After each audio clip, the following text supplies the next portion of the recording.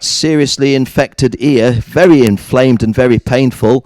He shares row 2 with the Englishman Connor Jupp. It's the Irishman Charlie Eastwood on row 3. I say hi to Natalie, hi to Remy, and he lines up with the Austrian driver Maximilian Weinziel on row 3. Ollie Myers is on row 4 with the, shall we say, the grand old man of PF Racing, Mark Litchfield. Mark Litchfield gave us some tremendously interesting racing yesterday, to say the least. And John Stewart, the newcomer from Scotland, the track record holder on the MSA spec here at PF, driving that Gillard chassis for ST Racing. He completes the top 10 with Ed Brand. Ed Brand, the world number 2, the European vice champion. They're the top 10. Just behind them, Martin Henkel Mortensen and Luke Varley. Row 7, Kyle Fowley and Charlie Turner. Row 8, Jan Jonk, the Dane. Peter Betzel, the Czech. Row 9, Jack Weprin, the American. Max Aitken racing with the handicap of friction burns to his upper arm. He's on row 9. And the top 20 completed by Canadian Zach DeMello and Eugene Denason of South Africa. Don't think I'm going to have time to call the entirety of the grid. If some of those drivers drive through out of the top 20 into the top 20 and top 10, we will be calling their names. Once again, a 13-lap race distance. This is the pre-final in Rotax Max Seniors. In the championship standings, Harry Webb has 168, 4 points clear of Charlie Eastwood on 164. Those two, little bit of a margin over Philip Maureen on 148. Philip having just 1 point on Nicholas Tihonen, who has 147. Although Nicholas Tihonen, the Finnish driver, not really having the best of meetings here. Ed Brand, 5th in the championship standings on 135, but was looking good yesterday in racing.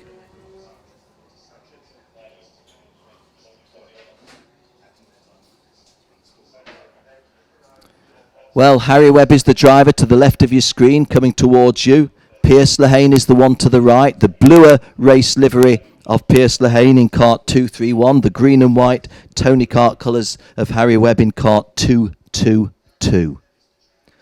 34 drivers going to grid. We wish them all well. We certainly wish everybody a 13-lap journey and not any early exits underneath the bridge on turn 1 or anything like that. Harry Webb on pole position, joined on the front row by Pierce Lehane. And we are racing. That's the first timer. No, it isn't. No, it isn't. Well, I'm not reading Thomas Liner's body language. That seemed a very, very purposeful, what shall we say, move with upper arm and finger. But once again, I was fooled. It was the finger going onto the amber button and not onto the green one. We don't keep records of this sort of thing, but let me tell you, I've been to all of the 39 Rotax Challenge rounds in the last 10 years. There's been no event that's had more aborted starts than here at PF this weekend. Don't know why that should be so, but it was. It is.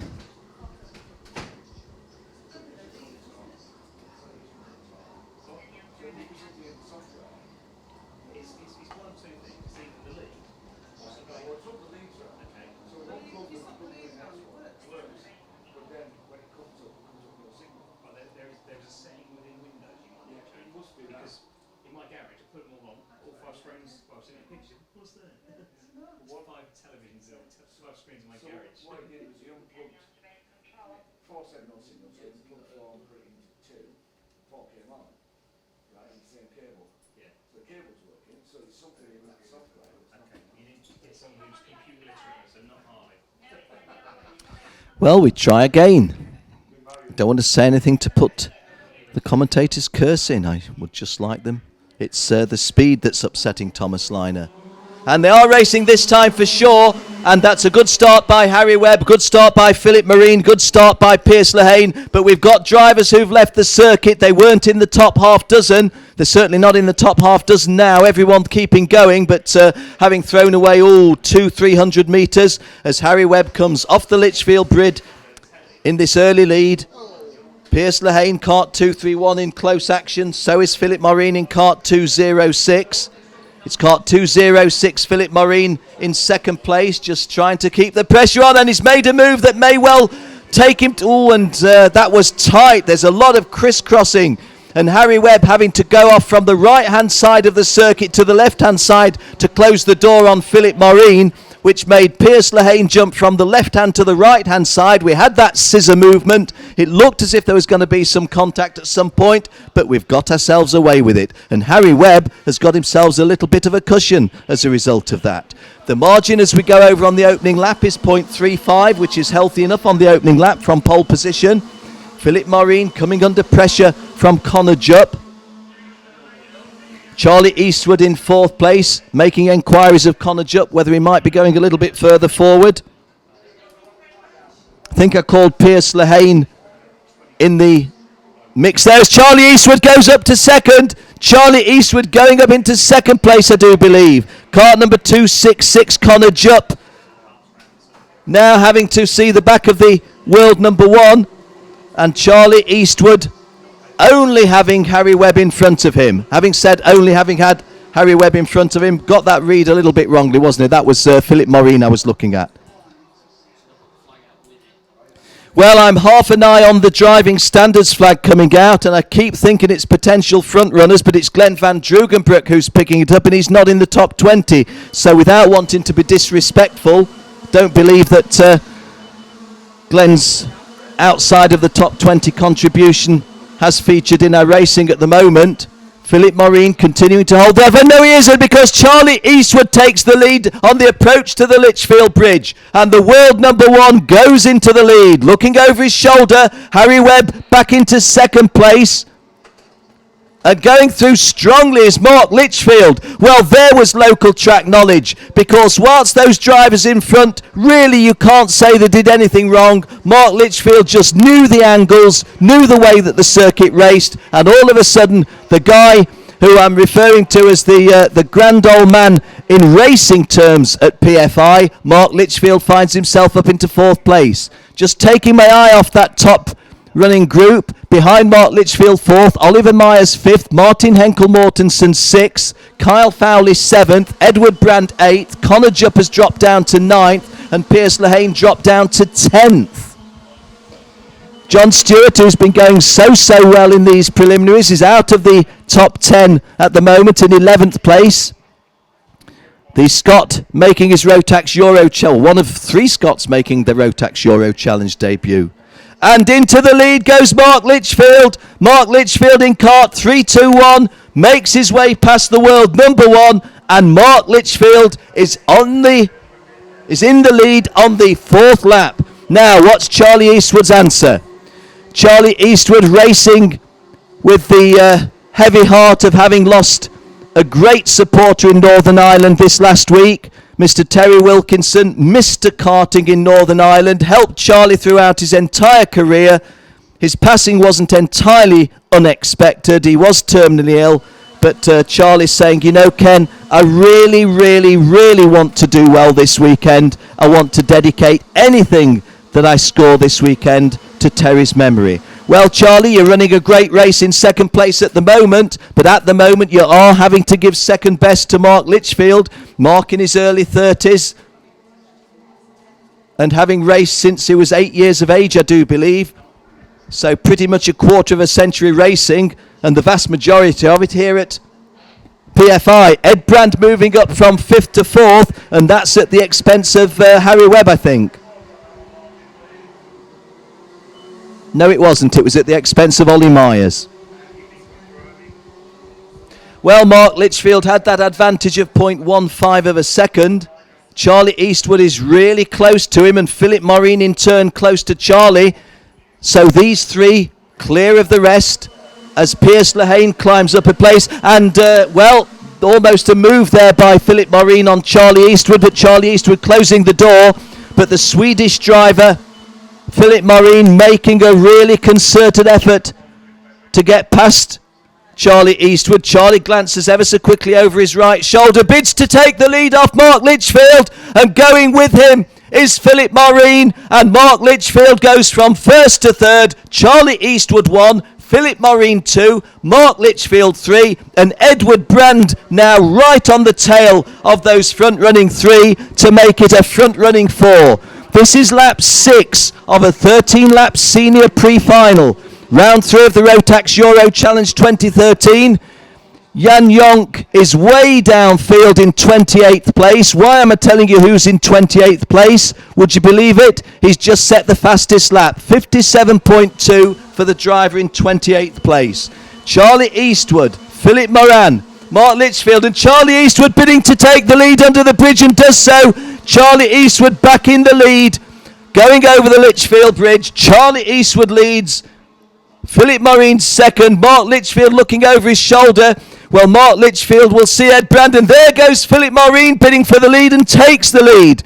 Philip Maureen in the lead, Charlie Eastwood second, Mark Litchfield third, Ed Brand fourth. And Charlie back in front. Oh, they've handed that. It's gone all wrong. Philip Maureen and Charlie Eastwood clattering themselves and locking wheels, and they've let Mark Litchfield and Ed Brand clear off in front of them. And Mark Litchfield and Ed Brand having about their 4th battle over the weekend. And guys, some of those battles were, well, battles. This is the start of lap 8. Nigel Edwards just pointing out to Charlie Eastwood and to Philip Maureen. Guys, I saw that. Didn't like what I saw. Come on, clean up the act. Well, Ed Brand putting real pressure on Mark Litchfield now. This is lap 8 of a 13-lap pre-final, and Ed Brand as close as you could get to Mark Litchfield. Move up from 5th to 4th, I think I saw then, which was, no, it was 2, 3, 4 going forward, which was Charlie Eastwood pulling back one of the places that he lost. 2, 2, 2, Harry Webb it is in 4th place. Well, Charlie Eastwood and Philip Maureen, they locked wheels on the exit from the mid-hairpin in the Serpentine. They went on to the red and white rumble strip. That let Mark Litchfield and Ed Brand clear away. And of course the guys immediately behind them finding themselves suddenly right up front amongst the front runners when the 4 had been detached at that stage. Talking about from Ed Brand. Quarter of a second at the end of the 8th. That's not a quarter moment, but very happy. Philip Maureen in 4th, 5th, 7th place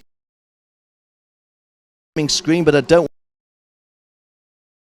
that battle at the cart number 3 colouring. Intrepid driver pro 02 the advantage. Field Bridge, wonder who that is. The start of lap 10.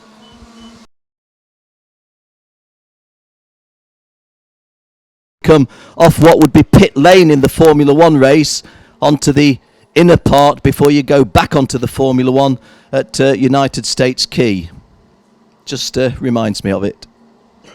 Mark Litchfield, little bit wide there, but he will know that he's able to get away with that. Ed Brand clipping the curb, trying to get that extra tiny little advantage, dropping down to turn 10. Ed Brand still, as you can see on screen, applying the pressure, but still not finding a potential route past. Mark Litchfield comes up onto the start-finish line to start lap 11. 3 laps to go, counting the one they've just started. Relatively comfortable in 3rd place is Philip Maureen. And Ed Brand takes the lead. Ed Brand takes the lead while I took my eye off the front 2 to look at Philip Maureen and Harry Webb in 3rd and 4th. Ed Brand has put a nice pass on Mark Litchfield. Mark Litchfield coming back. Edward Brand, Mark Litchfield. Oh, and Mark Litchfield again just knows the geometry of the track perfectly and just drives himself into the lead again, and Ed Brand working hard now to hold on to second place, because Harry Webb has got into third, Philip Maureen fourth, and they're just about climbing over each other. All this working to the advantage of Mark Litchfield. And again, I'm not just saying it's local track knowledge. Let me make this clear. It is local track knowledge, but combined with consummate driving skill and racecraft. And without wanting to put the mockers on, you would expect Mark Litchfield, with half a second lead and just 1 3/4 laps to go, to bring home that cosmic chassis in first place from here. However, and going on to the grass, the third place driver lucky to retain his place was Harry Webb. Looks over his shoulder as well, he might do. Might have been looking over his shoulder and seeing that he was back in 6th or 7th, but holds on to third place. But that pretty much lets Mark Litchfield and Ed Brand decide to sort themselves out from here. Mark Litchfield in the lead. Ed Brand again just clipping the curb, trying to get these extra little fractions that'll convert to an advantage. Lost only one driver of the 34 in this one. That was Josh Collins on the opening lap, so it's been a good race in that respect. We lost Pierce Lehane out of the front runners, but he's still in the top 10 and has just set the fastest lap. But it's not really fastest lap territory now. It's does Mark Litchfield bring the cart home from here safely? Does Ed Brand try one more attempt, or does he say no? We've got the final to come later on today. I shall start the final on the front row if I start from here, if I finish here. Harry Webb and Charlie Eastwood, though Charlie Eastwood just making an enquiry about going past Harry Webb. And Charlie Eastwood does go from 4th to 3rd, and on the scissors, Harry Webb trying to come back, but the Irishman, the world number 1, making that count and making it stick. So Harry Webb is now 4th, and Philip Maureen is now 5th. Now, Charlie Eastwood has not just gained extra championship points there, he would put himself on course for a inside second row start in the final. There's the checkered flag, and it's a drag to the flag. Oh, there's little in it. Just 49 1/1000ths of a second, but Mark Litchfield holds on. Mark Litchfield takes the victory. Ed Brand in second place, Harry Webb third, Charlie Eastwood fourth. So Harry Webb did get back hold of Charlie Eastwood, had to go and have a look at the drag to the flag between the front two, and on those last manoeuvres, Harry Webb getting himself back into a place where he would prefer to be, which is on the inside of row 2 to start the final rather than the outside of row 2. Philip Maureen, the Swedish driver, 5th, Martin Henkel Mortensen, the Dane, 6th, Kyle Fowley, the Scot, 7th, Oliver Myers, the Englishman, 8th, Pierce Lehane, the Australian, 9th, and Luke Varley, the former world number 1 in Rotax, completing the top 10 at number 10.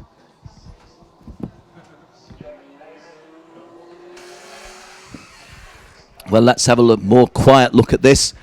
The 3 Brits coming home in the first 3 places. Mark Litchfield wins it from Ed Brand by that narrow margin, quarter of a cart length, even if that. Harry Webb in 3rd place. Charlie Eastwood, the Irishman, comes home 4th. Philip Maureen of Sweden 5th. Martin Henkel Mortensen of Denmark 6th. Then the Scotsman Kyle Fowley 7th. The North of England driver from Yorkshire, not so far from here, in 8th place. A long way from here is home for Pierce Lehane, the Australian, comes home 9th. And Luke Varley completed the top 10. Outside the top 10, well, I have been commiserating with Antoine Bouton, who's shown nothing like his real form all weekend. Had to go in the last chance race this morning, started stone last, started 34th, but from 34th has driven up to 14th. A good drive by the Frenchman who finished in 14th place. Alfredo Zabalza, the Mexican, he had to go through the last chance race this morning, and he's driven an impressive drive into the top 20, beating some good drivers on the way. Alfredo Zabalza of Mexico, 18th. Jan Jonk, the Dane, perhaps a little disappointed, 19th. Luke Knott, making his debut in this competition, makes the top 20 in the pre-final, but the big disappointment there will be Connor Jupp, a second row starter, but 22nd in the finish. Maxi Weinziel has driven well all weekend long, but will feel that 23rd in the pre-final was not where he wanted to be. Ludwig Morin, 24th, hasn't shown the form he did in Italy in round 2. Former champion Joey van Splunter and the Dutchman out of the top 20 at 26th. Jack Weprin from upstate New York, 28th. I guess he will feel disappointed with that because he can do better than that. Yuri Foreman is just not having one of his better days. He's just in the top 30 at 29th. And Nicholas Tihonen, who comes to this event in a very, very handily placed third place, I think it is, in the championship, standing fourth place with 147 points, way, way, way down in 30th place. Well, commiserations to Josh Collings, who isn't just 34th on that chart, but didn't complete an opening lap. Well, if we can have a look at the championship standings, we will do so. And bang on cue, there we go. Our graphics department, extremely efficient for sure. Harry Webb hits the 200 points mark. Harry Webb gets 200 points. He now leads the championship standings by 5.